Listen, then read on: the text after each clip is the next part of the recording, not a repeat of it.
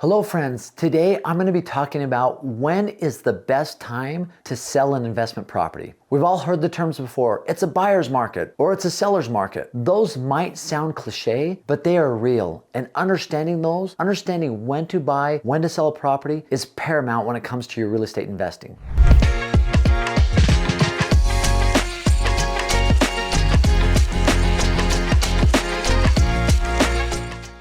So as we roll into this video, I want to help you understand a couple things. First off, I want to help you understand supply and demand. I want to help you understand what is meant by a buyer's market, by a seller's market. I want to give you an example of a time where there was some real challenges when it came to the economics of the real estate world. I want to do a deeper dive into investment properties, and I want to help you understand when is the best time to sell an investment property and what you should never do or when you should never sell. And finally, help you understand when to sell and why.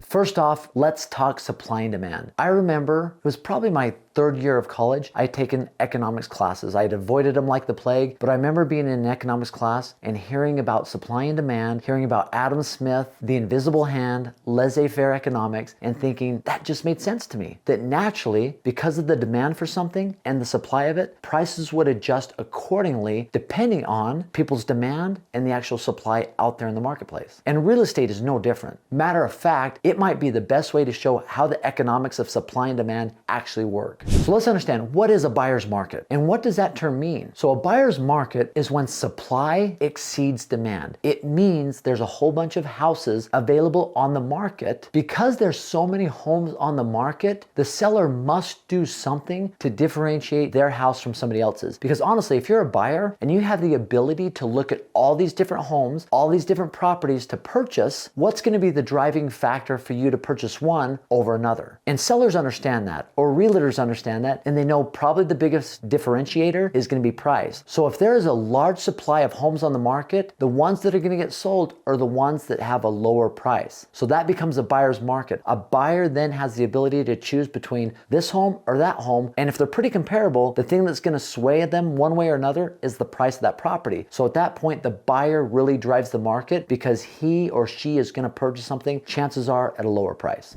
So what is a seller's market? What does that mean? This is where demand exceeds supply. This has happened probably the last 2 or 3 years. This has been where people's demand to purchase a home has been sky high. And there was a lot of factors that went into this. Interest rates were really low. When you have low interest rates, you might have a mortgage payment that typically could be $4,000 or $5,000, that might be $2,500 or $3,000 just because the interest rate is so low. So there's many people out there on the market looking to purchase homes. And there was the boom of the short-term rental market. There's a lot of things that factored into that. So at that point, you have a lot of buyers looking to purchase homes, but you have so many people that have bought a home at a low interest rate, they're really not interested in selling. So at this point, it becomes a seller's market. Sellers have a lot of options. Now, currently in the market where we're at now, with interest rates being so high, that's brought that demand down just a little bit. And if we look back on history, there's interesting times that we can actually do a case study and see the things that have happened. If you go back and look at the last recession we had, 2008, 2009, you were able to see some very interesting things. Now, this was a very unique time. Now, I remember back then, there was something called ninja loans. I don't know if you guys remember that at all, but it was no income, no job, no assets. People could actually go get a loan just by stated income. Now, think about that. You could go without showing or backing it up, you could get a loan by stating what your income is. That created a mess. There were people that were getting loans and buying properties that never should have. And what had happened was the recession of 2008, 2009, where we had a lot of properties at that point that shouldn't have been purchased that were, and we ended up seeing a lot of foreclosures and a recession in the market. I even had an experience in that market. Now, as I've talked before, I want to share everything with you, the good, the bad, the ugly. During that time, I thought I would love to build a spec home. So I actually got a loan, built a spec home, and the market had just crashed. So I had got a loan for about right here, and I built a home, and there wasn't a lot of people buying at the time, especially the type of home that I had built. And ultimately, I had to consult with the bank. We ended up selling that property for a short sale. It was a real good learning process and something that helped me throughout my real estate investing career. There's been a lot of wins, but there's also been some that I haven't won. So being able to share the wins and the losses with you will hopefully help you in your real estate investing process.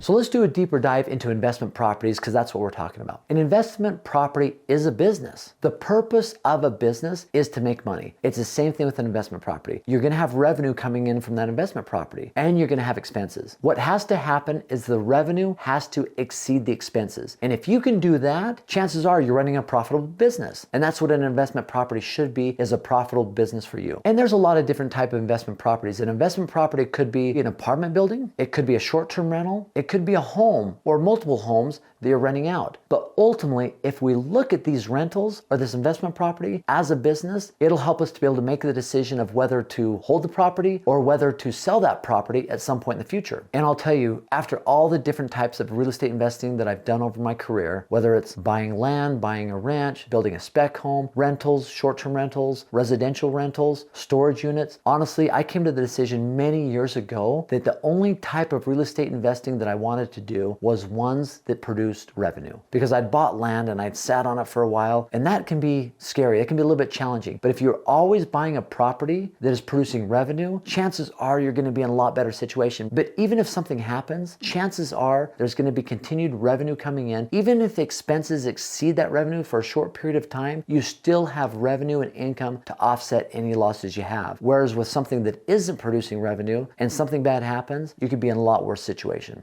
So why should you even sell an investment property? And let's talk about when you should never sell an investment property. So honestly, the reason or why you would sell it really comes down to you. But if it's producing revenue, why would you ever sell it? And it could be for a couple of reasons. Now, one, it could be that you want your time back. It's a rental, it's taking a lot of your time. There's a lot of things that need to be fixed. There's management that you're doing. There's a lot of things associated with it where it is taking your time and you want your time back. And if that is the case, you could hire a management company to handle all that for you. Now, we've got 2 vacation rentals close to Yellowstone National Park. One, we manage ourselves. The other one is through a property management company, and they handle everything. And it's actually been really nice because we don't have to worry about anything. Just last week, I got an email saying that the hot tub had some damage to it. They were able to submit the claim through their insurance company. They called me, sent me an email, said, hey, we've got approval, we're gonna get this fixed. I didn't have to do any of the legwork, so I had my time.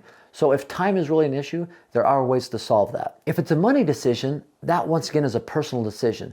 But I wanna help you understand that you don't want to sell a property when you're coming from a mindset of scarcity. A scarcity mindset is where you're not thinking of the big picture. You're thinking of what problem can you solve immediately and quickly. Whereas an abundant mindset is one where you think of the big picture and how over time, if you continue with the path that you're on, good things are gonna happen.